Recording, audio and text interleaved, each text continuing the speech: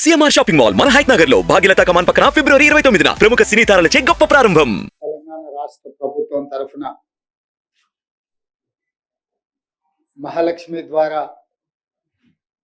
500 రూపాయలకే పేదలకు సిలిండర్ సరఫరా, అదేవిధంగా పేదల ఇంటి అవసరాలను వాళ్ళ ఇంట్లో వెలుగులు నింపాలని 200 యూనిట్ల వరకు గృహజ్యోతి పథకం ద్వారా వాళ్ళ ఇళ్లకు ఉచితంగా కరెంటు ఇవ్వాలన్న నిర్ణయం సెప్టెంబర్ 17, 2023 రాజీవ్ గాంధీ ప్రాంగణం తుక్కుగూడలో శ్రీమతి సోనియా గాంధీ గారు అభయహస్తం పథకాల ద్వారా 6 గ్యారెంటీలను తెలంగాణ రాష్ట్ర ప్రజలకు అంకితం ఇవ్వడం జరిగింది. ఆ రోజు శ్రీమతి సోనియా గాంధీ గారు ఏ విధంగా అయితే తెలంగాణ రాష్ట్రం ఇస్తా అని మాట ఇచ్చి తెలంగాణ రాష్ట్రం ఇచ్చిండ్రో, అదేవిధంగా తెలంగాణ రాష్ట్ర ప్రజలకు 6 గ్యారెంటీలను నేను హామీ ఇస్తున్నా, వాటిని తప్పకుండా అమలు చేసి తీర్థము అని చెప్పి శ్రీమతి సోనియా గాంధీ గారు తుక్కుగూడలో రాజీవ్ గాంధీ ప్రాంగణంలో తెలంగాణ ప్రజలకు గ్యారెంటీ ఇవ్వడం జరిగింది. ఆ గ్యారెంటీలను నమ్మి ప్రజలకు శ్రీమతి సోనియా గాంధీ గారి మీద ఉన్న నమ్మకం, విశ్వాసంతో డిసెంబర్ 3 నాడు కాంగ్రెస్ పార్టీకి అత్యధిక మెజారిటీ ఇచ్చి ప్రజాప్రభుత్వాన్ని ఏర్పాటు చేయడం జరిగింది. డిసెంబర్ 7 నాడు ప్రమాణ స్వీకారం చేసిన మేము డిసెంబర్ 9, 2023 నాడు ఆర్టీసీలో మహిళలకు ఉచిత ప్రయాణము, రాజీవ్ ఆరోగ్యశ్రీ పథకాలను రెండింటిని ప్రమాణ స్వీకారం చేసిన 48 గంటల్లోనే అమలు చేసి నిరంతరాయంగా ఇప్పుడు ప్రజలకు ఆ 2 పథకాలను అమలు తీసుకురావడం జరిగింది. ఇప్పుడు మళ్ళీ రాష్ట్ర ప్రభుత్వం ఆర్థిక వెసులుబాటును అంచనా వేసుకొని నిజమైన లబ్ధిదారులకు ఈ పథకాన్ని అమలు చేయాలన్న ఆలోచనతోటి ప్రజాపాలన పేరు మీద గ్రామ సభలు నిర్వహించి ప్రజల దగ్గరికి వెళ్ళి గ్రామాలలో ఈ పథకాలకు అవసరమైన అర్హుల నుంచి వాళ్ళ నుంచి అప్లికేషన్స్ తీసుకొని వాటిని క్రోడీకరించి అర్హులైన నిజమైన లబ్ధిదారులకు ఈరోజు 200 యూనిట్ల వరకు గృహ అవసరాలకు ఉచిత విద్యుత్తు, అదేవిధంగా 500 రూపాయలకే సిలిండర్ కార్యక్రమాన్ని ఈరోజు లాంఛనంగా ప్రారంభించుకుంటున్నాం. వాస్తవంగా మీకు అందరికి తెలుసు, చేవెళ్లలో ఈ కార్యక్రమాన్ని పెద్ద ఎత్తున 1,00,000 మంది మహిళల సమక్షంలో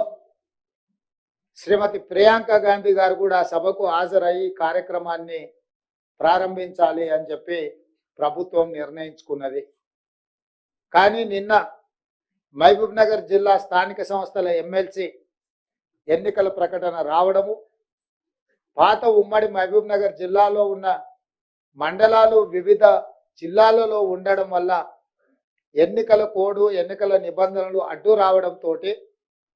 చేవెళ్లలో ప్రారంభించాలనుకున్న ఈ కార్యక్రమాన్ని ఈరోజు సచివాలయానికి మార్చి ఇక్కడ మా అందరు మంత్రులు, శాసనసభ్యులు, శాసనమండలి సభ్యులు, ప్రభుత్వ అధికారులు, హైదరాబాద్ మేయర్తో సహా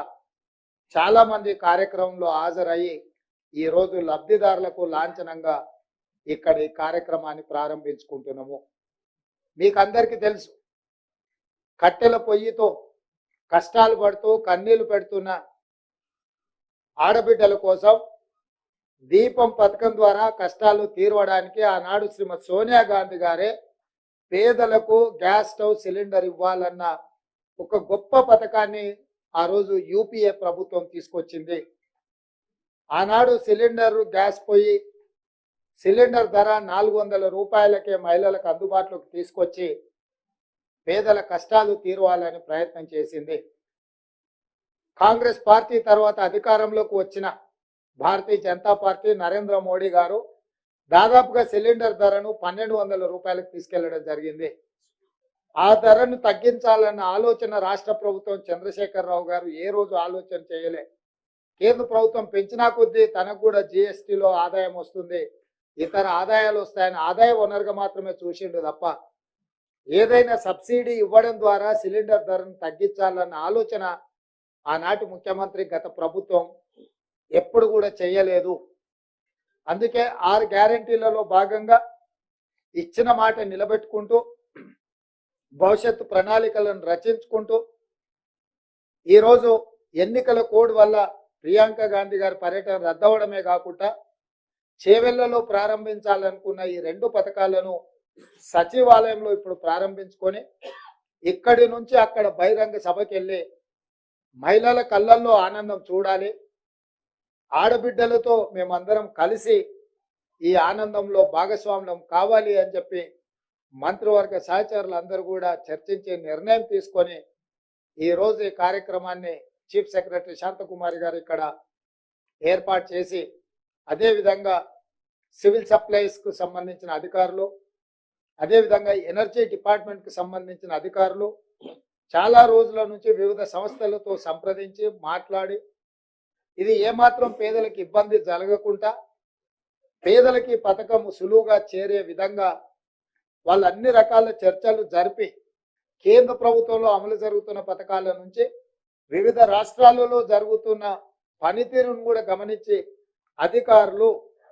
పేదలకు వెసులుబాటు కలిగే విధంగా పేదలకి పథకం సులువుగా చేరే విధంగా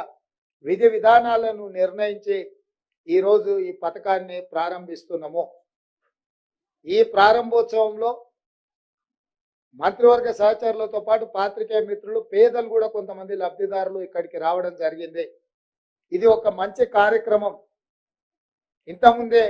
ఉప ముఖ్యమంత్రి గారు చెప్పారు, ఆర్థికంగా చాలా ఇబ్బందులు ఉన్నా, ఆర్థిక సంక్షోభాన్ని రాష్ట్ర ప్రభుత్వం ఎదుర్కొంటున్నా శక్తి కూడగట్టుకొని దుబారా తగ్గించి ఎక్కడ పడితే అక్కడ అనవసరమైన ఖర్చులు గత ప్రభుత్వం మన మీద పెట్టిపోతే వాటి అన్నిటిని కూడా తగ్గించుకుంటూ ఆర్థిక నియంత్రణ పాటించుకుంటూ పేదలకు సంబంధించిన సంక్షేమ పథకాలు రాష్ట్రం యొక్క అభివృద్ధి కోసం ఒక క్రమ పద్ధతిలో క్రమశిక్షణతో నిధుల కేటాయింపులు చేపట్టి ఈ కార్యక్రమాలు తీసుకుంటున్నామని చెప్పి ఉప ముఖ్యమంత్రి గారు చెప్పడం జరిగింది.